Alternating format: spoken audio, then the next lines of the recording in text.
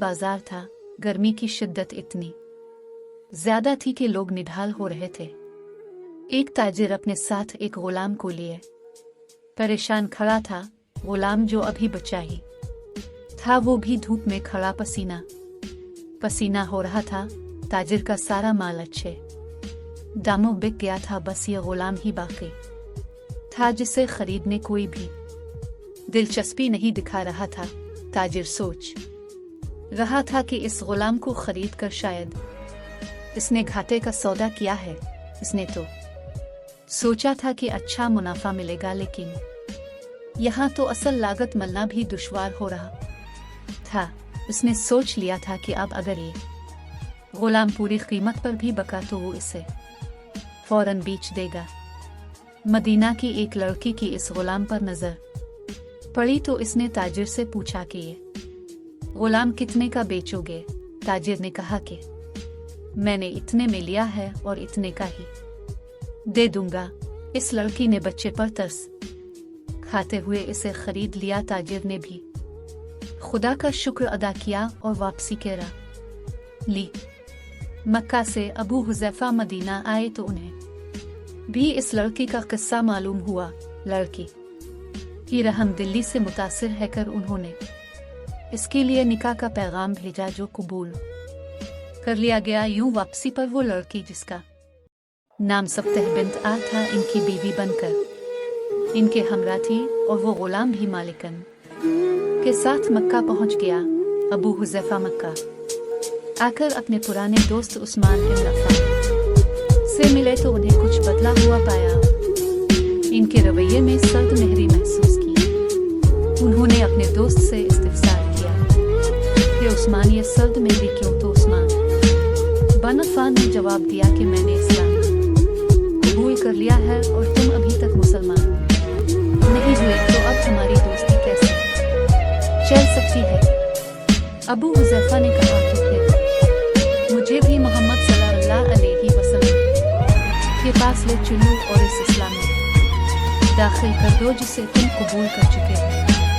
चुनांचे हज़रत उस्मान रज़ी अल्लाह अन्हु ने उन्हें नबी करीम सल्लल्लाहु अलैहि वसल्लम की खिदमत में पेश किया और वो कलिमा पढ़ कर दायरा इस्लाम में दाखिल हो गए। घर आकर उन्होंने अपनी बीवी और गुलाम को अपने मुसलमान होने का बताया तो उन दोनों ने भी कलिमा पढ़ लिया। हज़रत अबू हुज़ैफा रज़ी अल्लाह अन्हु ने गुलाम से कहा कि क्योंकि तुम भी मुसलमान हो गए हो, इसलिए मैं अब तुम्हें गुलाम नहीं रख सकता, लिहाजा मेरी तरफ से अब तुम आज़ाद हो। गुलाम ने कहा, आका मेरा अब इस दुनिया में आप दोनों के सिवा कोई नहीं है, आपने मुझे आज़ाद कर दिया तो मैं कहाँ जाऊंगा। हज़रत अबू हुज़ैफा रज़ी अल्लाह अन्हु ने इस गुलाम को अपना बेटा बना लिया और अपने पास ही रख लिया।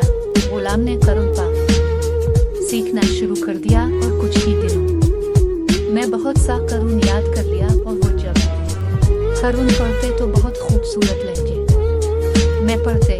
हिजरत के वक्त नबी करीम सल्लल्लाहु अलैहि वसल्लम से पहले जिन सहाबा ने मदीना की तरफ हिजरत की, मैं हज़रत उमर रज़ी अल्लाह अन्हु के साथ हज़रत अबू हुज़ैफा रज़ी अल्लाह अन्हु और इनका ये लेपालक बेटा भी था। मदीना पहुंचकर जब नमाज के लिए इमाम मुकर्रर करने का वक्त आया तो इस गुलाम की खूबसूरत तिलावत और सबसे ज्यादा कुरान हिफ्ज़ होने की वजह से इन्हें इमाम चुन लिया गया और इनकी इमामत में हज़रत उमर रज़ी अल्लाह अन्हु जैसे जलील अल क़द्र सहाबी भी नमाज अदा करते थे।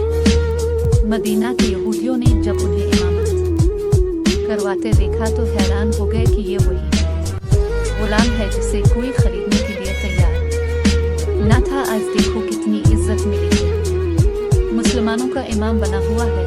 अल्लाह पाक ने खुशगुलू इस कदर बनाया था कि जब यान कुरानी तिलावत फरमाते तो लोग पर एक महवियत तारी हो जाती और राह गिर ठिठक कर सुनने लगते। एक दफा अल-मोमिनीन हज़रत आयशा रज़ी अल्लाह अन्हा को रसूल अल्लाह के पास हाजिर होने में देर हुई। अपने तवक्कुफ की वजह پوچھی تو بولے کہ ایک قاری تلاوت کر رہا تھا، اس کے سننے میں دیر ہو گئی اور خشرحان کی اس قدر تعریف کی کہ حضرت خود چادر سنبھالے ہوئے باہر تشریف لے آئے، دیکھا تو وہ بیٹھے تلاوت کر رہے ہیں، اپنے خوش ہے کہ فرمایا اللہ پاک کا شاکر ہے کہ اس نے تمہارے جیسے شخص کو میری امت میں بنایا۔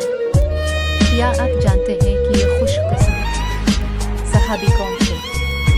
ان کا نام حضرت سالم رضی اللہ عنہ تھا، جو سالم مولی ابو حذیفہ رضی اللہ عنہ کے نام سے مشہور تھے۔ انہوں نے جنگ موتہ میں جام شہادت نوش کیا۔ اللہ کی کروڑ رحمتیں ہوں ان پر۔ اسر لنبو ابن حشام، الطبقات، اکبر ابن سعد، سید